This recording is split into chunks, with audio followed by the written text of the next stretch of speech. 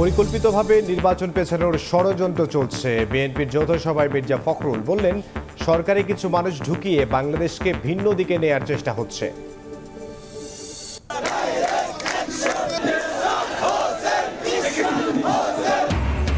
ইশরাককে মেয়রের দায়িত্ব দেওয়ার দাবিতে দিনভর সমর্থকদের অবস্থান। এলজিআরডি উপদেষ্টার পদত্যাগ দাবি, বিচারাধীন থাকায় দোষারোপ ঠিক নয় বললেন আসিফ। সাম্য হত্যার মূল আসামি গ্রেফতারের দাবিতে শাহবাগ অবরোধ করে ছাত্রদলের বিক্ষোভ, যান চলাচল বন্ধ, বকেয়া বেতন চেয়ে কাকরাইলে পোশাক শ্রমিকদের অবস্থান। কারামুক্ত চিত্রনায়িকা নুসরাত জেলে পাঠানোর একদিন পরই জুলাই হত্যা চেষ্টার মামলায় জামিন। নারী নির্যাতনের মামলায় কারাগারে সঙ্গীত শিল্পী নোবেল।